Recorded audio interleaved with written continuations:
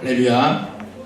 오늘 우리가 말씀을 들을 때 제가 방금 기도한 것처럼 분명히 제가 말씀을 여러분들에게 전하지만 또한 여러분들은 앉아서 말씀을 듣지만 단순히 그것으로 끝나는 것이 아니라 나에게 주신 이 음성의 말씀, 이 말씀은 주님이 우리에게 주신 세미한 음성임을 기억하면서 우리 한 주를 살아가는데 부족함 없는 말씀으로 힘없고 말씀으로 인해 우리 소망 얻을 수 있는 우리 사랑하는 생수의 성도 되길 소망합니다.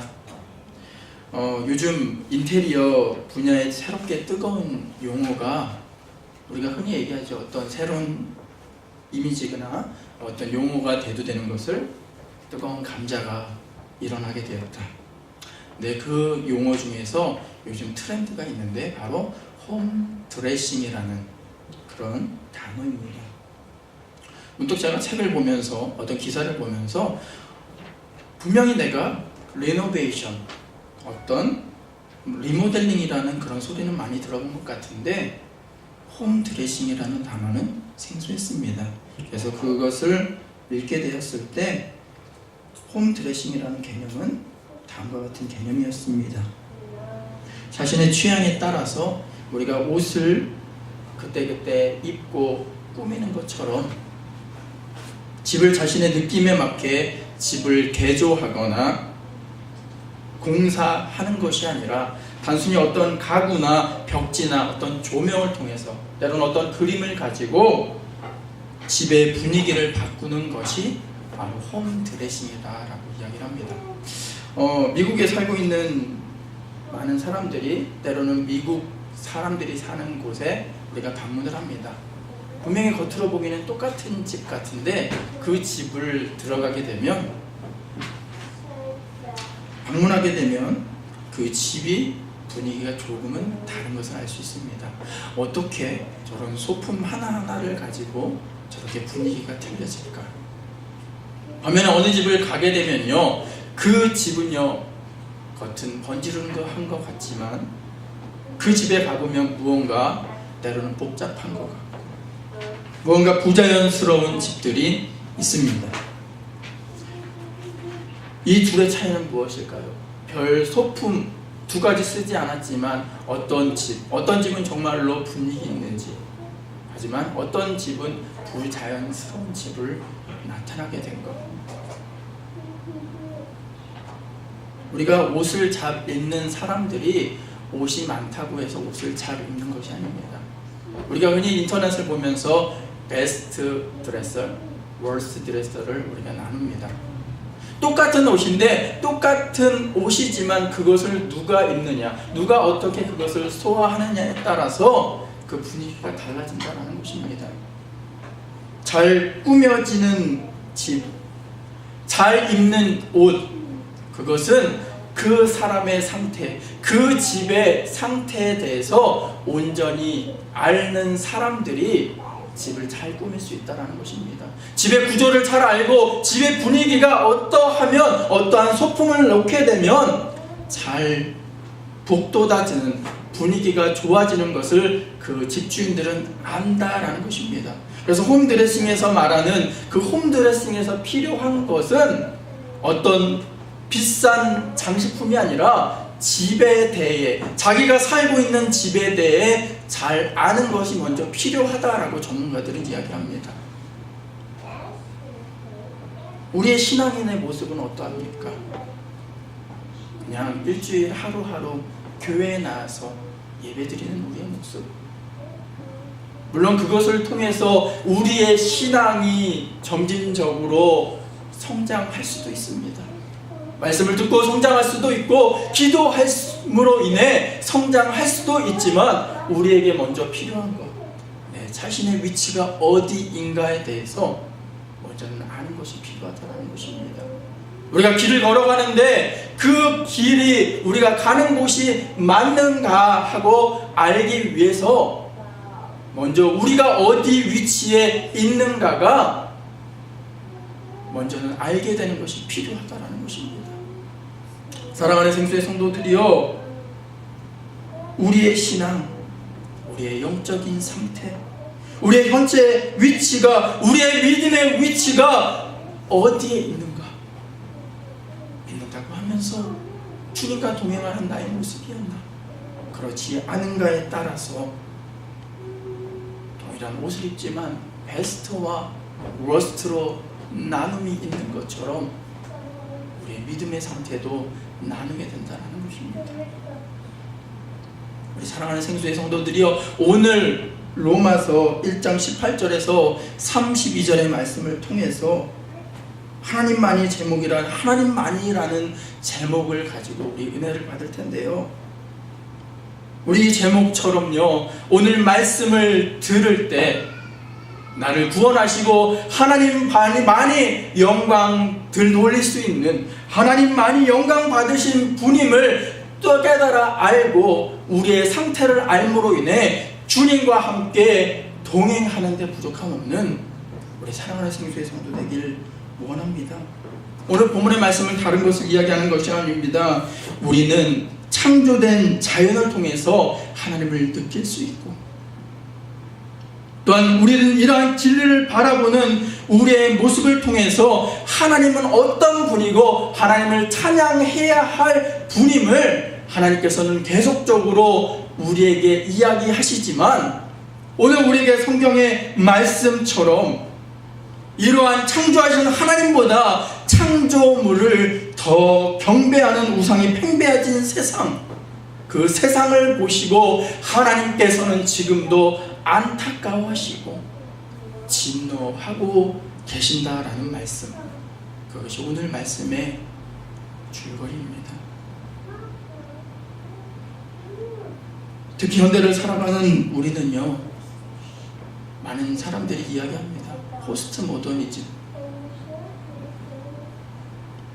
때로는 어려운 용어 같지만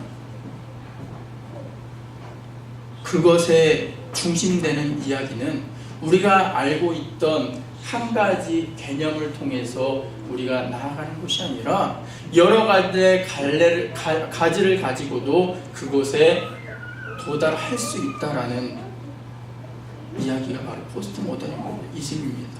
다원주의. 너무나 어려운 시대에 분명히 오직 예수만이 우리의 길임을 우리는 성경은 기록하고 우리는 알고 있지만, 현재 우리를 살아가는 그 문화 자체가 여러 가지 길을 통해서도 구원을 얻을 수 있다라고 이야기하고 있다는 것입니다. 또한 많은 어떤 다른 종교 지도자의 말을 들을 때도 정말 좋은 말씀인 것 같아를 떠나서 과연 그럴까? 성교에서 말한 이야기와 저들이 말하는 것과 별로 차이가 없는 것 같아라는 혹하는 마음이 우리에게 있다라는 것입니다. 왜 그럴까? 생각해 보게 되었을 때 우리도 그 문화 속에서 우리가 살고 있기 때문에 우리가 잠시 우리 마음을 놓게 되고 방심하게 되면 성경이 말하는 모든 것에 대해 의심을 품게 만드는 생각들이 너무나 넘쳐난다는 것입니다. 근데 성경은 우리에게 기록합니다. 오직 예수 그리스도만이 구원이고 예수로 인한 복음이 진정한 복음임을 성경은 기록합니다. 오늘 본문 말씀 과연 무엇을 이야기하는 것입니까? 세상을 통해서 하나님은요, 우리에게 그의 복음과 그의 이름에 대해서 이야기하고 계셨지만 우리는 하나님의 소리에 귀 기울이지 않고 삶의 의미와 삶의 방향을 이제는 잃어버린 채 어느 누군가의 만든 조형물을 통해 그 무언가를 위해 사는 모습으로 바뀌게 되었다는 것입니다. 그 모습을 통해서 하나님께서는 진노하셨고 안타까워하신다는 것입니다. 분명히 우리는 우리의 믿음을 지키기 위해 하나님만을 바라봐야 합니다. 여러분들에게 이 어려운 이야기 하는 것이 아닙니다. 우리에게 가장 필요해야 될 것. 왜 우리가 예배를 드리려 이 자리에 나왔습니까? 물론 하나님께 영광 드리기 위해 이 자리에 나왔지만 우리에게 가장 필요한 것은 하나님을 바라보는 마음, 하나님을 만나는, 하나님과 인격적으로 만나는 그 시간을 갖기 위해 우리가 이 자리에 나오게 되었다는 것입니다. 튤리안 차비진이라는 사람은 다음과 같은 공식을 이야기했습니다. 제가 여러 번 여러분들에게 이야기를 했습니다. Nothing plus Jesus equal everything. Nothing이었던 우리가 예수를 만남으로 인해 everything의 존재로 바뀌게 되었다. 결국 이 말은 예수 그리스도 없이는 여전히 우리는 nothing의 삶을 살게 된다는 것입니다. 한 걸음 한 걸음 우리의 삶을 계획하고 나가는 것 같은데 예수님이 빠진 우리의 삶은 nothing이 될 수밖에 없다는 것입니다. 오직 예수만 만나게 되면, 오직 예수를 바라보는 마음과 예수님과 동행하는 그런 삶이 있게 될 때 everything의 삶, 다시 구원받는 삶으로 변화되게 된다는 것입니다. 물론요, 이 성경의 말씀을 성경 주석이나 많은 곳을 통해서 이야기할 때 불신자들의 관점을 가지고 이야기한 말씀이다라고 이야기합니다. 그냥 읽게 되면 우상을 믿는, 이 하나님을 믿지 않는, 교회에 나오지 않는 성도들을 포커스를 두고 이 말씀을 쓰신 거예요. 근데 우리가 알아야 될 것은 우리가 분명히 이 자리에 나와 예배 드리고 있지만 우리가 하나님을 인격적으로 만나지 않고 하나님과 동행하는 삶을 살지 않게 될 때 하나님을 믿지 않는 불신자들과 다르지 않다라는 것을 우리는 깨달아 알아야 된다는 것입니다. 우리에게 구원이 무엇입니까? 종교적인 생활입니까? 우리가 구원이 무엇입니까? 바로 예수님을 만나고 예수로 인해 과거의 나의 모습을 깨달아 알므로 인해 인격적으로 주님을 알고 내가 죄인임을 주님 앞에 고백드리고 회개될 때 그 가운데 변화가 일어나고 변화를 통해 하나님과 동행하는 삶을 살게 될 때 교인이 아니라 그리스도인으로 변화되고 오로지 진정으로 주님께서 원하시는 그리스도인들의 모습임을 우리는 기억해야 합니다. 우리가 경계해야 될 것, 불신이란 다른 것이 아닙니다.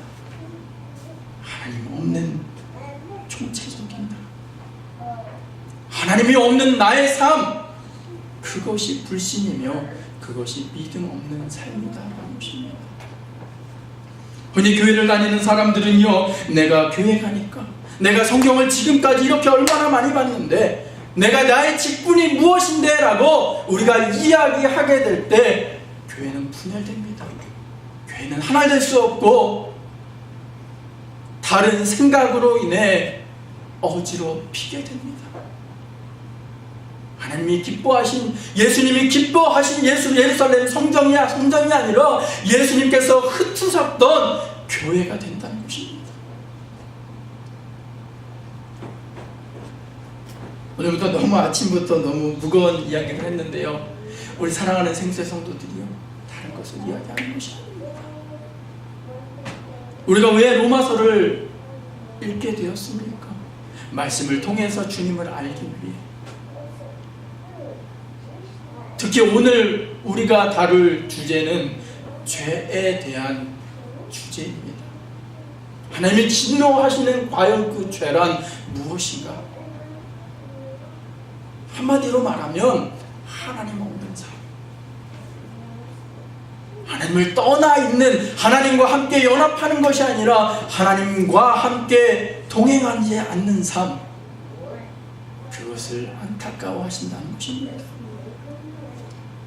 결국 우리 인간들은요, 하나님과 연합하지 않을 때 진노할 수밖에 없는 죄의 상태에 있기 때문에 결국 우리는 그 죄에 대해서 알아야 되고, 그 죄를 타파하기 위해 죄에 대해서 분명히 우리는 알고 넘어가야 된다는 것입니다.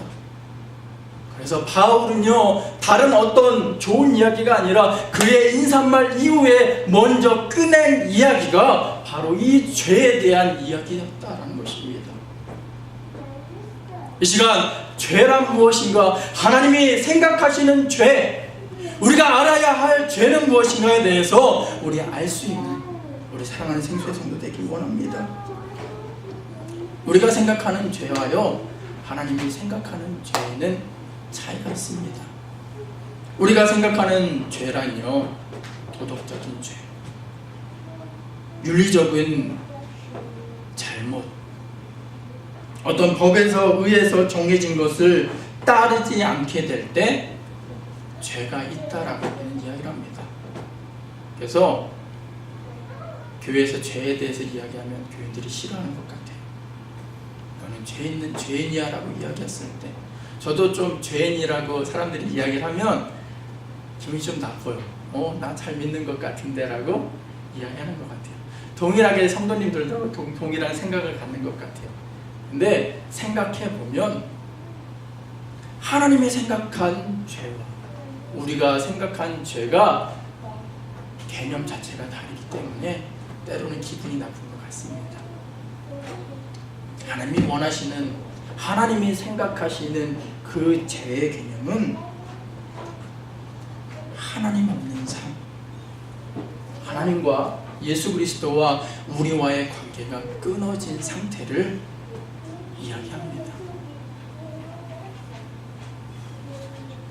하나님 말씀에 불순종하였던 아담과 하와, 그의 모습을 통해서 그 죄가 이어졌다라고 이야기를 합니다. 원죄라고 이야기를 하죠.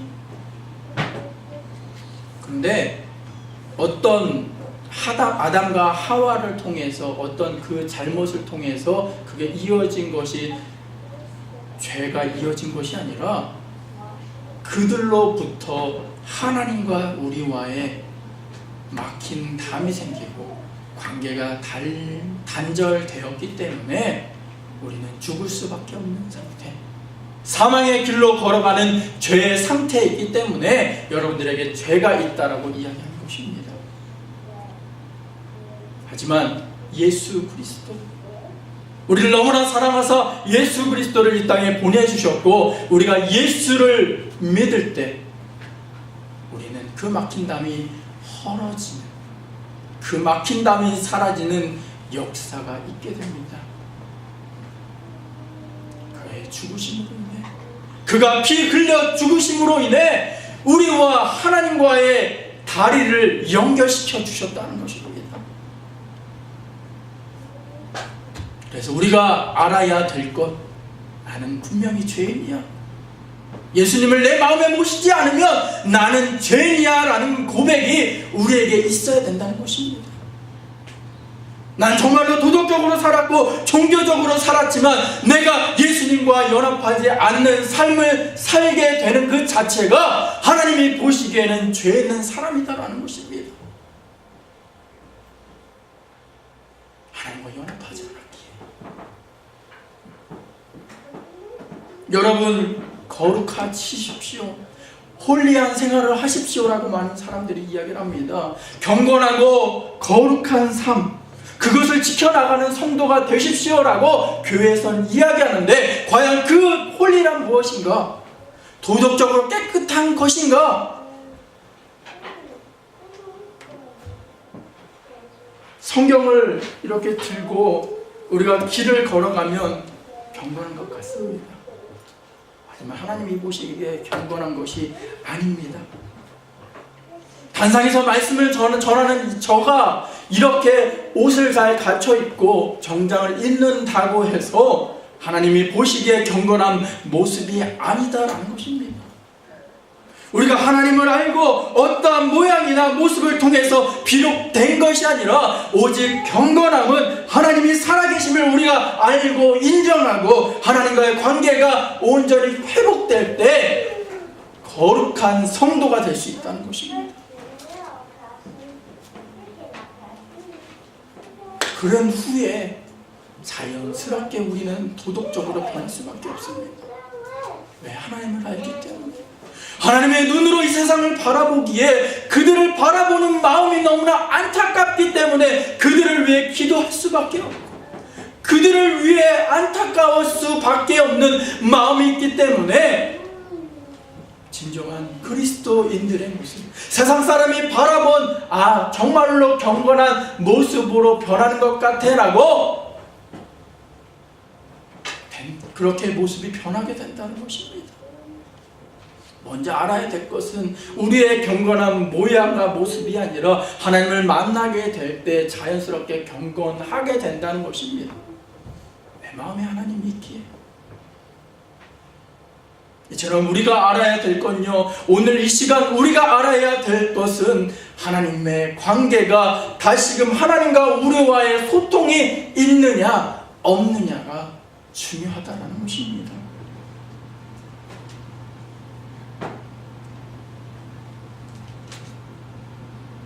하나님과의 관계가 희석된 믿는 자들이 일어나는 현상이 있습니다.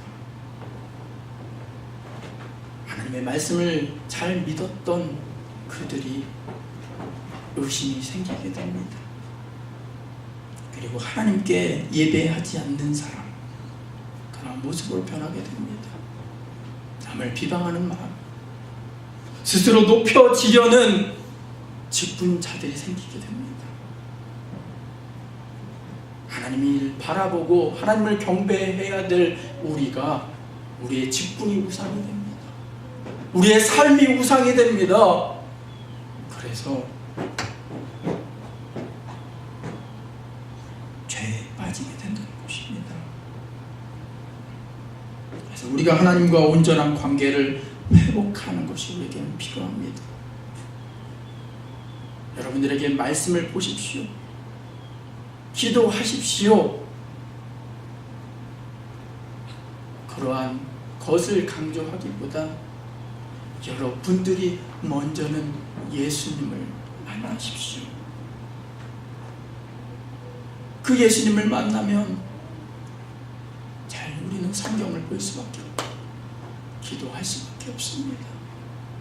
지난주에 제가 말씀드렸듯이 하나님과 우리와의 관계가 회복되고 하나님을 만나기 때문에 그의 길과 진리와 생명 되신 예수님과 더욱더 가까이 하기 위해 우리는 기도할 수밖에 없고 말씀 볼 수밖에 없습니다라고 여러분들에게 이야기한 것입니다. 많은 사람들이 입으로 나는 주님을 영접했습니다라고 시인하는 것으로 끝나지만 우리 사랑하는 생수의 성도들은 그 입으로 시인하는 것으로 끝나는 것이 아니라 그리스도를 인격적으로 만나고 자신이 얼마나 하나님과 함께 연합하고 동행한가에 대해서 생각할 줄 아는 저와 여러분 되길 주님의 이름으로 간절히 축원드리겠습니다. 한국에서는 많은 전도를 합니다.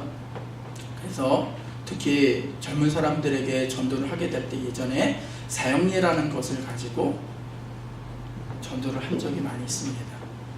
근데 그들에게 전도하는 방법, 그들에게 다가가서 그들에게 복음을 전하는 것으로 좋습니다. 그런데 그 사람들은 거기서 끝난다라는 것입니다. 그리고 그들에게 하는 오류가 있는데 여러분 믿으십니까? 아멘 하면 여러분들은 이제 죄가 사라지게 되었고 하나님께 구원받았습니다라고 그들은 이야기합니다.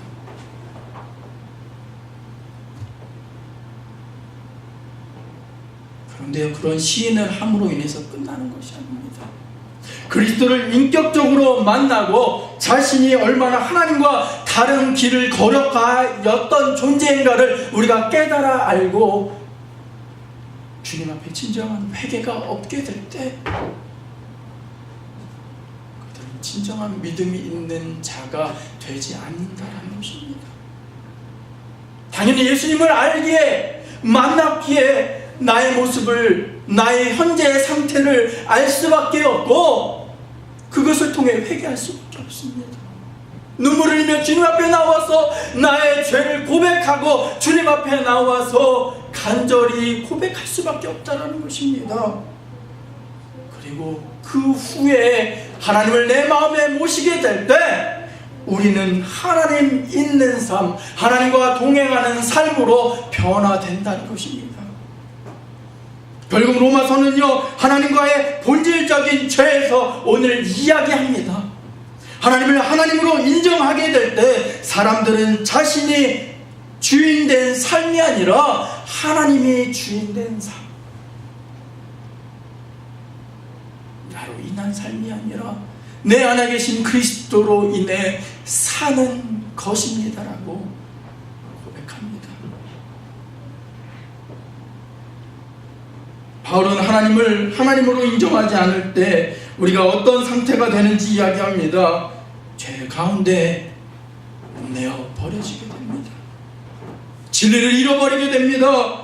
결국 길과 진리 되신 예수와 멀어진 상태로 인해 죄의 노예가 될 수밖에 없다고 오늘 바울은 우리에게 안타까운 마음으로 그는 글을 쓰는 것입니다. 결국 오늘 우리가 읽은 본문의 말씀, 하나님께서 안타까워하셨던 그 마음, 분명히 저 자녀가, 내가 정말로 창조하고 너를 사랑한 그 자녀가 다른 길로 가고 있는데 하나님은 진노할 수밖에 없다는 것입니다. 왜냐하면 하나님은 사랑이시기에, 우리의 모습을 보고 안타까워하시기에 진노할 수밖에 없다는 것입니다. 우리가 마땅히 바라보고 가야 될 하나님이 분명히 저기 있는데 우리는 반대길로 간다는 것입니다. 그리고 그들에게 다그칩니다.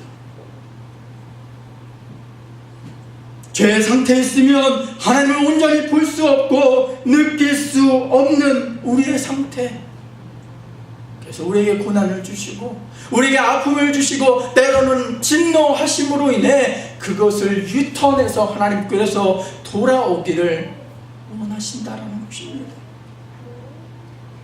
바로 하나님은 진노하시는 것, 바로 우리를 너무나 사랑하시기에 진노하신다는 것입니다. 과거에 이거를 읽었을 때요, 왜 나를 사랑하시는데 왜 하나님께서는 진노하실까라고 의문을 겪을 때가 있습니다. 한없이 나를 사랑하시는 것 같은데 왜 진노하실까? 왜 나에게 아픔을 주실까? 나에게 시련을 주실까라고 생각한 적이 많이 있습니다. 때로는 이해되지 않았습니다.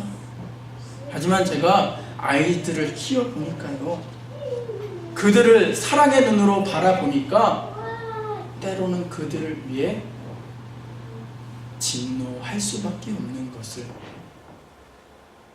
알게 되었습니다. 우리 흔히 이런 말을 합니다. 남의 자식이 못된 사람에게 더 떡 하나 더 준다는 그 말이 무엇이냐 생각해 보게 될 때,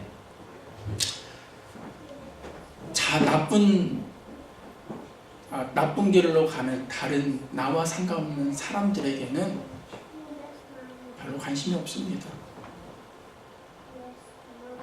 반면에 나의 자녀가 분명히 저 곳으로 가면 잘못된 것을 알면 안타까운 마음으로 인해 그들에게 훈계하고 그들에게 진노하게 되는 것은 당연한 것입니다. 왜 하나님을 믿지 않고 우상 숭배를 하는 우리들에게 진노하실까? 이와 마찬가지다라는 것입니다. 자녀를 사랑하는 부모의 마음처럼 우리를 바라보시는 하나님은 안타까운 마음이 있기에 진노하신다는 것입니다. 결국 그 근본은 너무나 그들을 사랑하기에, 저와 여러분들을 사랑하시기에 때로는 아픔을 주시고 때로는 시련을 주시고 그 가운데서 하나님을 바라보길 원하신다는 것입니다. 우리가 출애굽할 때 이스라엘 백성들이 애굽을 떠나서 가나안 땅이라는 곳으로 가게 됩니다. Promised Land, 약속된 하나님의 땅입니다. 가나안 땅이죠. 그런데 실질적으로 지형적으로 보면 그 가나안이라는 땅은 애굽에 비해서 어떤 풍요로움이 있었던 땅이 아닙니다. 도리어 하나님이 없고 하나님을 단 한순간도 의지하지 않는 그 삶을 살게 되면 살 수 없는 곳이 바로 가나안 땅입니다. 근데 왜 하나님은 그곳이 약속된 땅이라고 그들에게 이야기하셨을까? 결국 하나님께서 원하셨던 것은 그곳에서 더욱더 하나님을 만나길 원하셨고 하나님을 의지하는 백성이 되길 원하셨다는 것입니다. 사랑하는 생수의 성도들이여, 지금 여러분들에게 고난이 있고 때론 나에게 주님께서 진노하신 것 같아라는 생각이 있게 되면 그 문제를 해결하기 위해 무조건 우리의 생각을 갖고 나가기보다는 우리의 상태를 알기 위해 먼저는 무릎 꿇고 주님께 나와 먼저는 기도하는 것이 필요합니다. 그리고 주님을 의지하고 주님의 지혜가 우리에게 있게 될 때 하늘에서 문제를 풀어주실 때 우리의 문제가 해결될 줄 믿습니다. 결국 그 근본은요, 하나님을 의지하는 마음을 여러분들에게 갖길 원하시는 하나님의 계획하심이 있다는 것입니다. 반면에요, 구약 성경을 보면 하나님은 이스라엘 백성들의 우상 숭배를 보시고 진노하셨지만 이스라엘 주변의 다른 나라들은 이미 우상을 믿고 있었다는 것을 우리는 알아야 됩니다. 그런데 하나님께서는 그들을 보시고 진노하시지 않으셨다는 것을 우리는 또한 알아야 됩니다. 이스라엘 백성에게 진노하셨던 하나님, 바로 그들을 아끼는 사랑하는 마음이 있으셨기 때문입니다. 요한복음 1장 12절의 말씀을 보게 되면 영접하는 자, 곧 그 이름을 믿는 자들에게는 하나님의 자녀가 되는 권세를 우리에게 주셨다라고 이야기합니다. 결국 우리는 하나님의 자녀가 되었기에 우리의 모습을 통해서 하나님께서 원하시는 길이 있을 뿐만 아니라 그 길로 걸어가지 않게 될 때 징계하시고 진노하시는 하나님의 사랑과 은혜가 있는 것입니다. 근데 오늘 보면 24절, 26절, 28절의 말씀을 보게 되면 특이한 것을 찾아보게 됩니다. 우리의 죄된 모습을 내버려 두셨다라고 이야기합니다. 이처럼 하나님은요, 우리의 잘못된 모습 속에서 어느 순간까지는 참고 인내하시고 때로는 진노하시지만 어느 순간은 내버려 두신다는 것입니다. 여러분, 이 내버려 두었다는 것이 때로는 편한 것 같고 이제는 자유한 것 같다고 얘기할 수도 있지만 이것보다 무서운 징벌과 무서운 것이 없습니다. 내버려 두었다라는 말은 그들을 자녀된 눈으로 바라보는 것이 아니라 이제는 하나님과 우리와의 관계가 끊어진 상태로 우리를 생각하신다는 것입니다. 우리를 내버려 두신다는 말은 이와 같은 말입니다. 결국 하나님은요, 우리의 죄를 보시고 때로는 때리기도 하시고 여러 가지 일을 통해서 다시금 돌아오기를 간구하시지만 그러다가 안 되면 그냥 내버려 두신다는 것입니다. 내버려진 인생이 되는 것이 아니라 하나님의 진노 가운데 있을지라도 하나님과 함께 연합하는데 노력할 수 있는 우리 사랑하는 생수의 성도 되길 소망합니다. 나를 위해 안타까워 하시는 예수님의 사랑의 마음, 그 사랑으로 인해 지금도 진노하고 계시고 달래기도 하시고 사랑을 주시는 그 하나님을 지금 이 순간 만나시는 우리 여러분, 사랑하는 생수의 성도가 되길 소망합니다.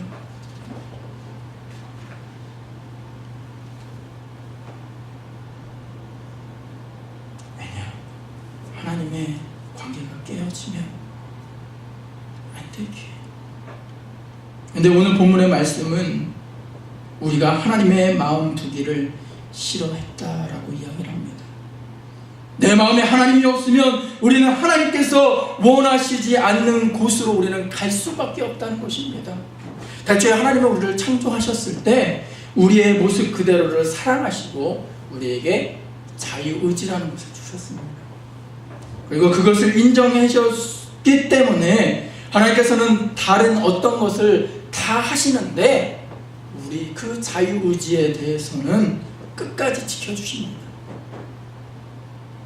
그래서 우리의 마음을 주님께 오픈해야 하지만 하나님이 우리 마음에 오심으로 인해 우리의 죄가 사라지게 됩니다. 요한계시록의 말씀 속에서 지금도 문 밖에 서서 두드리는 예수 그리스도의 소리를 우리가 듣고 그 마음문을 열면, 그리고 그 예수님을 우리 마음에 모시고 그와 함께 더불어 먹고 마시는 상태가 될 때 우리는 진노에서 벗어난 상태, 하나님과 함께 연합한 자녀가 될 수 있습니다. 하지만 우리가 그렇게 되지 않으면 결국 우리는 진노의 자녀가 될 수밖에 없다는 것입니다. 왜냐하면 하나님께서 죄 위에 은혜와 부흥을 부어주시지 않기 때문입니다. 죄와 허물이 있으면 하나님의 자녀가 누릴 은혜와 축복을 우리는 누리지 못합니다. 기쁨이 사라지게 됩니다. 기도의 문이 사라지게 됩니다. 감사가 사라지게 됩니다. 마음의 평화가 사라지게 됩니다. 모든 힘을 빼앗긴 무능한 그리스도인의 모습으로 바뀌게 된다는 것입니다. 그러므로 우리는 언제나 주님과 연합하고 깨어 일어나 주님과 함께 동행하면서 항상 우리의 자신이 어디에 있는가에 대해서 알아야 된다는 것입니다. 죄는 잃어버렸다고 해결되는 것이 아닙니다. 우리는 죄와 싸워 이겨야 합니다. 나는 결코 죄의 종 노릇하지 않으리라는 그런 약속, 그런 생각, 그런 믿음이 우리 가운데 있어야 된다는 것입니다. 이러한 자세를 갖고 주님께 의지하면서 기도하면서 죄와 싸우게 될 때 우리는 진노의 자녀에서 옮겨받아 다시금 돌아온 탕자와 같이 주님의 품에 안겨 주님과 연합하는 우리의 모습으로 변하게 됩니다. 이 시간 죄에 대해 하시기 바랍니다. 죄는 다른 것이 아니라 하나님과 우리와의 관계가 깨어진 삶. 우리에겐 다른 어떤 것이 필요 없는 것이 아닙니다. 오직 우리와 하나님과 우리와의 관계가 회복되는 것.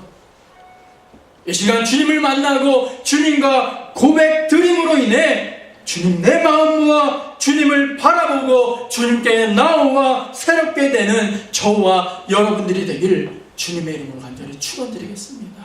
우리 시간 잠깐 주님 내 모아라는 우리 찬양이 있는데요, 우리 찬양 부를 때 우리가 구해야 될 것 다른 것이 아닙니다. 주님 내 마음과 주님을 이 시간 바라봅니다. 그리고 주님을 바라보고 주님과 먹고 마심으로 인해 다시금 주님과 동행하는 그리스도인으로 모습으로 변화시켜 주십시오. 그것을 위해 우리 이 시간 잠깐 찬양 부르고 합심으로 기도하는 시간 갖도록 하겠습니다. 우리 잠깐 이 찬양 부르도록 하겠습니다.